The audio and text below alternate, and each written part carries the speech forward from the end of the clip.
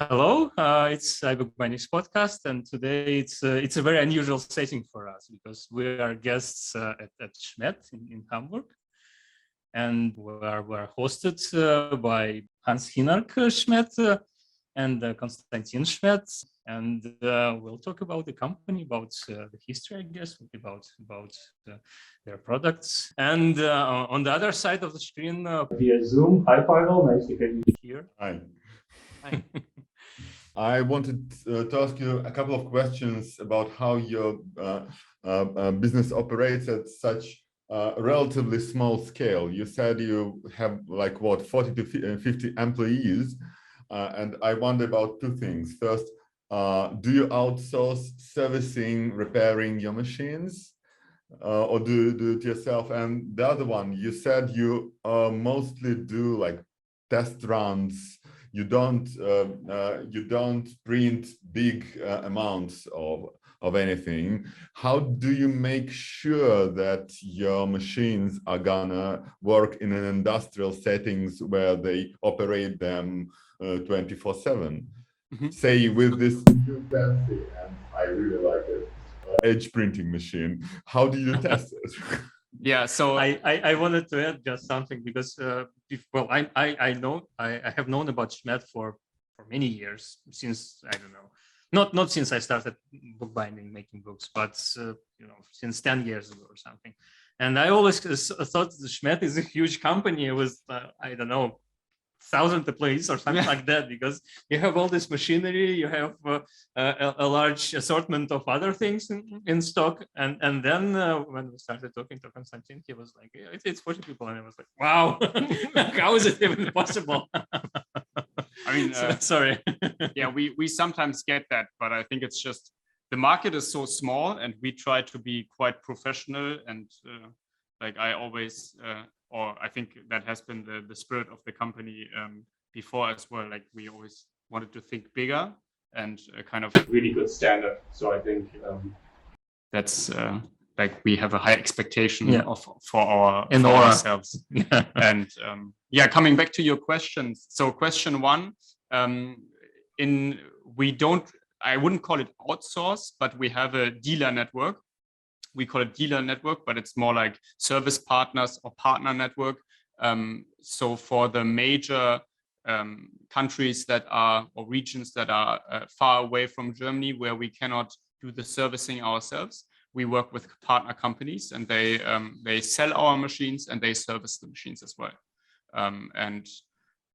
Sometimes if our service guys are lucky, they can fly really far and do, let's say, like a service trip to Australia or Japan. But usually that's only if we have like a newer solution, and it's like the dealer doesn't know that machine so well, and then we bought them for that new solution so that they really learn how to service it and how to install it for the customer and help them. So presumably you have some training programs for your dealers? Yeah.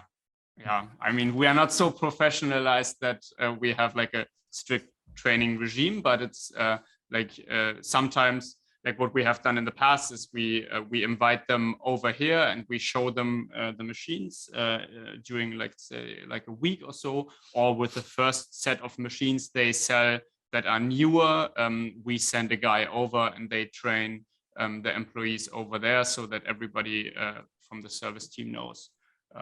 And we also work with a partner company in the US. So we sell their machines in Europe and they sell our machines in the US. They are called GP2 or GP squared. And they produce really high quality machines. And for them, it's been a very close relationship, and we sell quite a bit of their equipment. So we also have sent our employees over there to the US, so they spent some time with them and really understood the technical stuff, and that has been a really good relationship. So it's a little bit. I think it's not as structured as it could be, but I think it works. So usually, for us, it's always important that the end consumer, the user of the machine, knows what they're doing and is really happy with the end result, because that's our kind of like the end mantra. You want to have the customer be happy.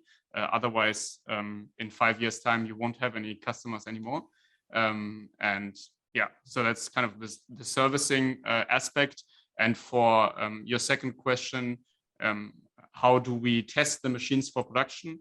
Definitely for newer machines, that's what we have done for the newer developments in the past. Is usually we would have a prototype, and if we are happy with the prototype and it works for our test runs, we will ask our customer base, and we usually have some people in mind that already have a use case for that new machine.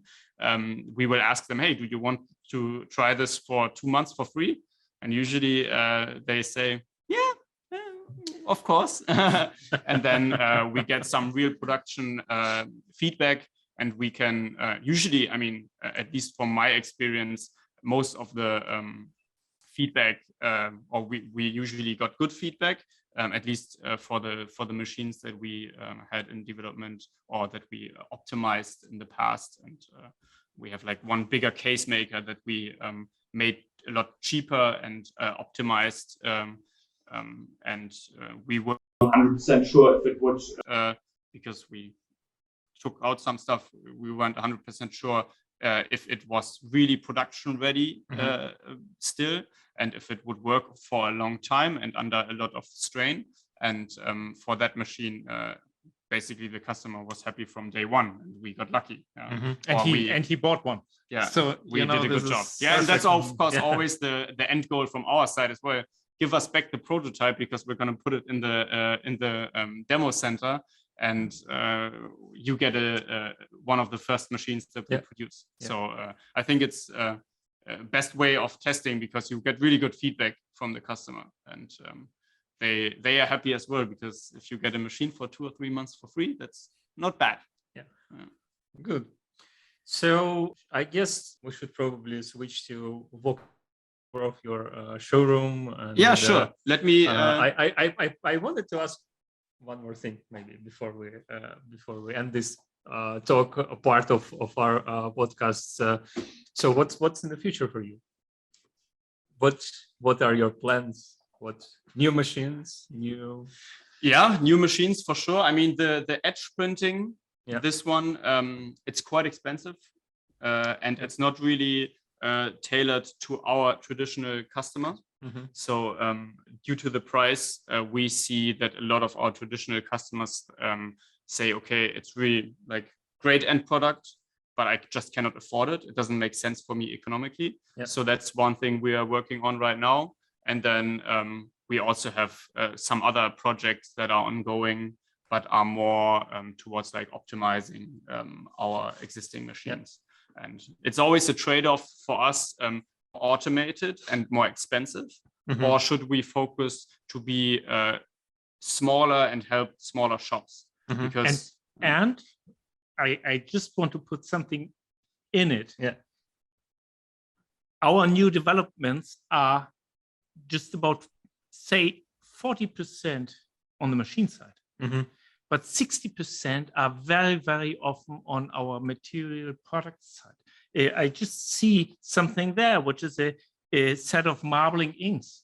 Even it is a small product. It is something that, hobby bookbinders, even bookbinders use twice a year to make nice papers. And Konstantin took a lot of effort for at least half a year to put it together to a very small and a bigger set with everything in it for marbling paper. So this is just one.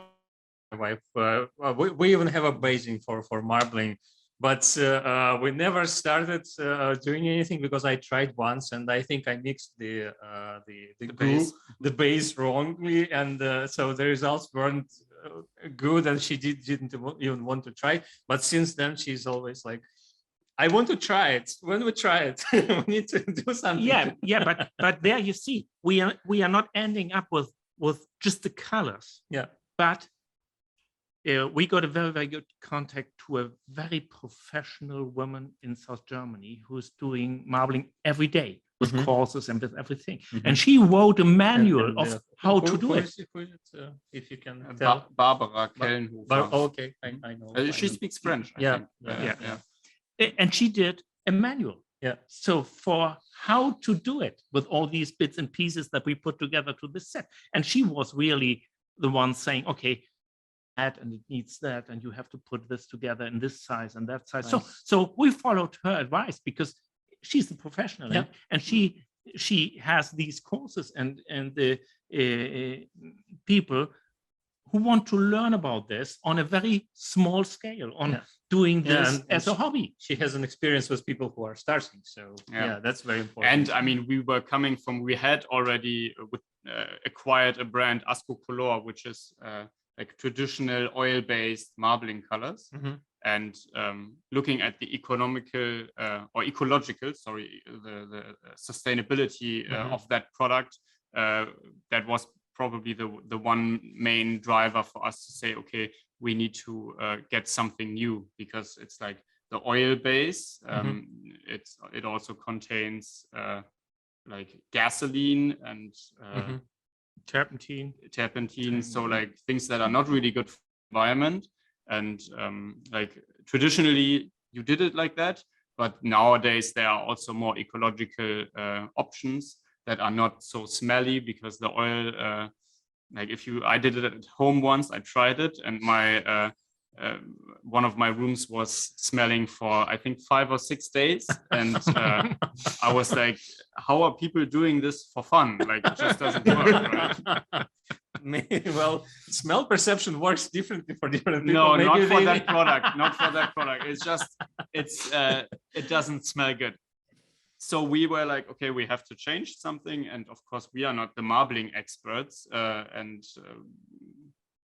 we need somebody to help us. So we approached a couple of people, and we were really happy to have Barbara help us and put together the set and to help us with the guide.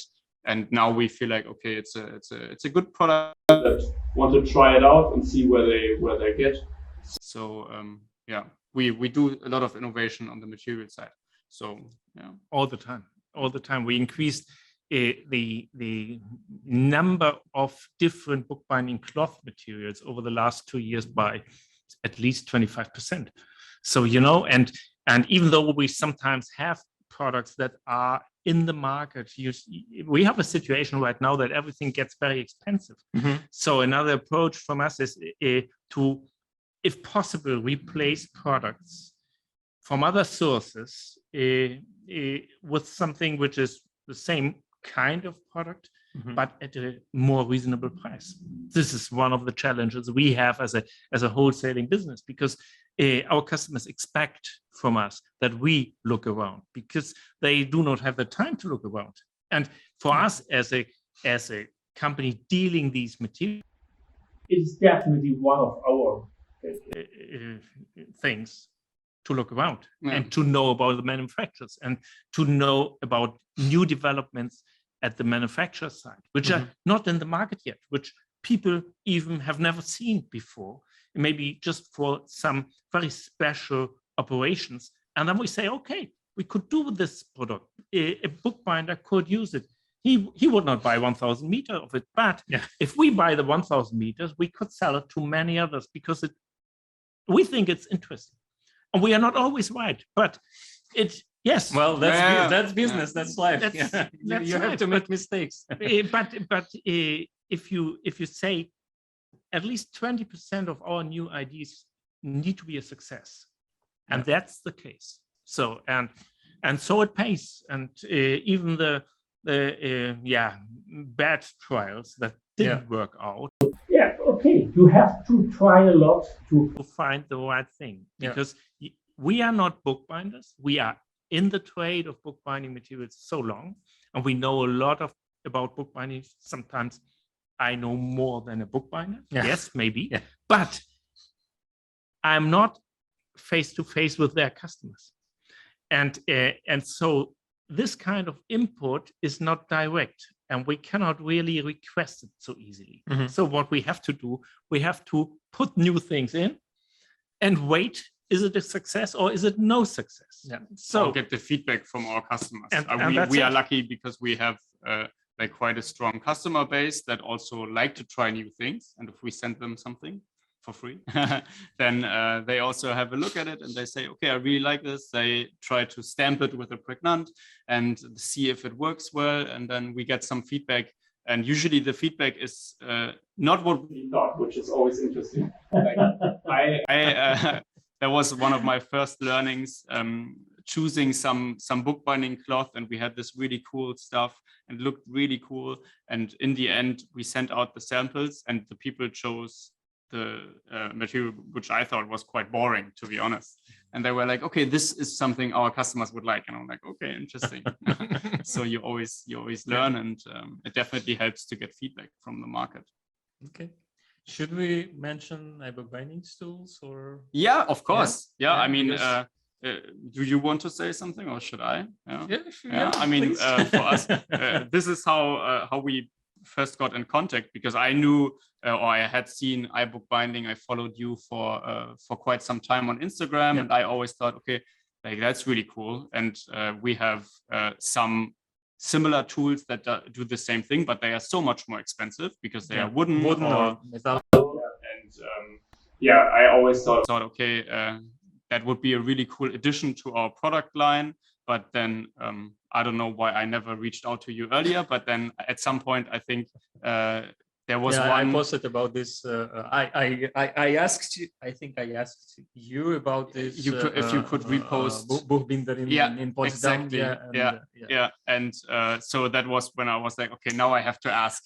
And so we are launching some of your tools, and we'll see how it works. And we prepared a special range of iBookBinding tools with our compliant colors, compliant Schmedt colors, and so I'm really excited, because I think there will for sure be some people that are new to bookbinding, or that know us but they don't have the tools yet, and maybe they just like to purchase them alongside some material.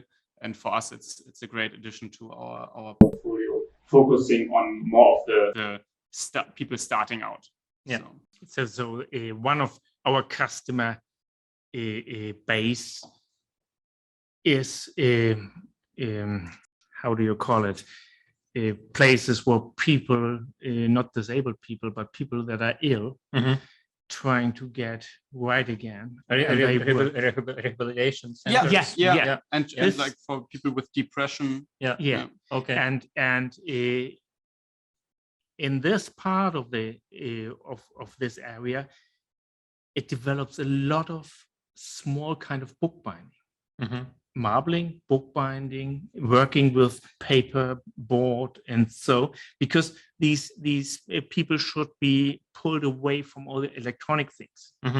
Because you know, it's mentally it's sometimes very strainful if you always look at the end. And so and we have 2 schools in Germany, and they buy regularly our products in very, very small quantities, because what they can do with them, this is an idea I have, just to say, okay, we offer a set of these to all the schools just free of charge, because they will spread it over to all the people that learn how to do the bookbinding with people. That's true. I sometimes see that happening. For example, I had this situation several times when a teacher of bookbinding from some small village in Scotland buys a set of my tools, and then I see that orders start to come from this village and from nearby villages, from absolutely random people I never sold to before. So they attended the class there, and,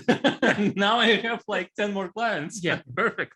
And this is what happens. And but if you have kind of school where many people go every year again, we need to make it very easy for them to spread out bookbinding to the people coming there, because they can do everything. They could do other things. They could paint on flower pots or whatever. All this is done. But for us, it's important that they like bookbinding and that they get the little tools. This is why I like the idea with the tools, because it makes it so much so much easier to make a square bookcase, which is difficult doing it just by hand. Yeah, you know, that's true. There are some issues. Definitely. Definitely. And so this I think this opens the door there. Okay. And not only what we do in direct business to all these hobby bookbinders, but what from our web shop, we get at least 10 new customers that we did not know before. So and many of these buy maybe for 40 euros or 30 euros or 50 euros. Yeah, so very small. That's just a start. amounts. Yeah. But this is exactly the customer base we are looking for if we offer this kind of tool. And so I think it fits, and it is one other little new thing that we want to promote, and it keeps customers looking at Schmedt's homepage, because there will be something new. Okay. Maybe every month at least. Yeah, that's and smart. that's the important thing. Yeah, you need to have them hooked. That's a little bit. Yeah. Wait for the updates. We have to get better at that, but we're trying. Yeah. Okay. So that's it with this part, and then starts the tour. Okay, so now you are live. Yeah. And here we are. Yeah, perfect. Okay. Yeah, so the question is, what are we showing? Generally, we can maybe do a quick walk around the demo center and look at some of our machines and the tools. Yeah, and the tools. But yeah, usually over here, we don't look at the tools so much, but we have quite a bit of wood tools. This is a really neat device. It's our edge gilding roller, which we sell quite a bit of. I think we sell around 50 or so a year, and really cool device which you can use to gild the edges. And maybe I just start here with our smaller machines. We have our small entry-level case making equipment here. It has existed for a long time. I don't know how long, but we have continuously reiterated it, and now it looks much more sleek. And you have a gluing machine here, which you can use to glue the cover. You have a table to prepare the bookcase, and then you have a edge turning, which basically sucks in the case and really turns in the edges and presses at the same time. And you see some material up there that we use to present. And over here we have the casing in solution that is also our smallest one, the entry-level one. Here you have the traditional sword kind of technique, where you put the book block up on the sword, and then the sword goes down in between the glue rollers, and afterwards you put on the case and start the cycle so that the case, the book block moves into the case. And afterwards you have the small pressing solution, so that you really get a nice solid press on the book and get a nicely formed joint, which is burned in. And then we have the bigger thing that's like the medium solution, which can do like really big stuff. Let me just show you maybe quickly. So for example, you can do like menu covers with this one. And that's quite neat, very flexible, good equipment, of course, more expensive than the other stuff. That's always how it goes, right? Here we have the bigger casing in equipment. You can see we basically, the smaller one we build afterwards, and we try to just make it smaller. And this one is the original pre-leg for casing in, and then the preform for pressing, and the larger preform with more stations for pressing even more. And then over there you have like books on demand system, which allows you to get produce the cases on demand by scanning a barcode. So basically what the machine does is, once you scan the barcode, It cuts down the cardboard, and you have the sheets that are trimmed to the right size. And you basically, all the operator has to do is combine it on the table, and then the machine does the whole case making process by itself. And very, very neat equipment. That's all from GP2, which we talked about earlier. So that's basically all American machines that we sell in Europe and service here. And yeah, we've gotten used to that equipment for a really long time. So we sell it, but that's probably the most automated equipment that we have, which we unfortunately are not responsible for. Yeah, and then we have over here, if I just switch around a little bit, we have our embossing area, which is starting over here. We have the pregnant, which is very similar to the older version, as my father said earlier. Very versatile machine, mainly for stamping or embossing names and titles, such as you can see here. And you can also put in some blocks. So something like here, there you have something for the Russian fans out there. Yeah. And yeah, you can do both with a pregnant, but really large blocks we are unable to do. That's always a question we get. We are limited to, let's say, this size block, which is around 50 or 40 by 50. 60 by 80 millimeters. And then we have the small pregnant, which is much more economical, uses the same type holder. So we always try to be nice to customers who already have a machine. Yeah, and they can reuse that equipment. Yeah, but it's a really neat machine. It was designed based on a suggestion from Japan, because they always wanted to put away the regular pregnant after usage. And it's so heavy and big that it just didn't fit for the market. And then they suggested, hey, can you make a smaller version? So we did. And it ended up being this small, and you can put it away. And some of our customers use it for trade fairs to personalize products. And it's really, really a neat piece of equipment.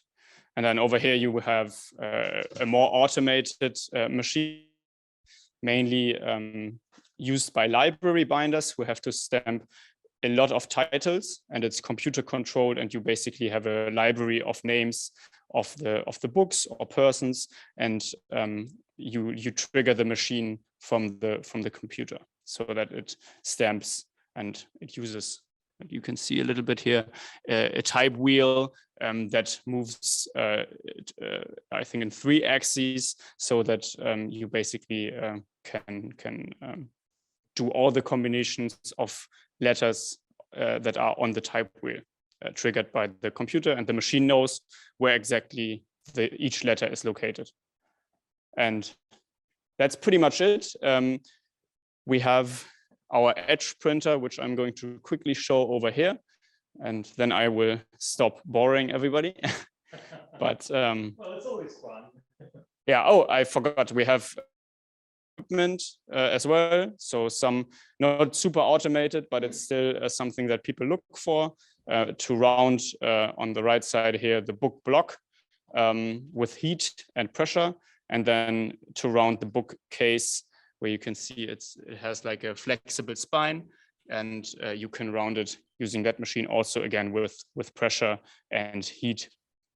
And turning around, we have the edge printer here, and it basically, just to quickly show how it operates. Fortunately, it's not running because Albert is not here. Oh, that's for marble edges and stuff. Exactly, yeah. So you have like transport, like a transport band, and you put in the books on the left side, and they run through those through the transport and run underneath an inkjet printer up here, basically come out printed on the other side.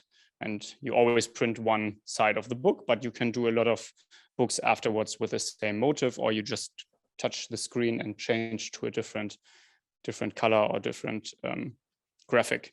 And yeah, just to also show here. That's what you can do. You can do everything that is CMYK. So nothing white, but usually you don't need white for white books because you can just leave it blank. And you can also not do metallic colors, but it's water-based ink. So no UV ink, which is also bad for the environment. So yeah, we try to be eco-friendly here. And maybe to conclude, we have something for ribbons as well. So page markers. And yeah, you can see here a roll of ribbon and also. So my favorite part. But well, I like handmade headbands. Yeah, it's not handmade. You have a basically a full roll over here, and it feeds onto a double-sided adhesive tape. And all you have to do in the end is just put the book here, press the foot lever, and it automatically cuts and is attached to the book head. So yeah, you can see, my father just said, you can see the edge printing here. So yeah, if you want to have a logo on there or whatever, that's all possible. And we usually, just to promote it, we prepare all the book blocks here that we also give out to customers and have them all printed on, and we have them with headbands and with page we can do. And don't forget the tables. You know, these are products that we make. Yeah. The tables and the shelves. You know, this is something that you really can use in every bindery to keep the paper nice and flat, or even leather, like it is here. Yeah. You know, this is something people really like because they have it in place. The paper lies flat, and they can just take it out for using it. Yeah, flat cabinets are really important. That's absolutely true. But we don't really sell that much of those, which is okay because that's not our specialty business. That's true. Yeah, so that was a very brief tour. Unfortunately, as I said earlier, our technician who is able to run all those machines is not here today, but I hope it was still okay. So back to over here. And Pavel, how was it for you with the tour? Entertaining. Perfect. okay, I'll yeah, make some good. more photos now, and Yeah, sure. But I guess that's it for us. And Yeah. great. We can have a look at the warehouse if you want. Yeah.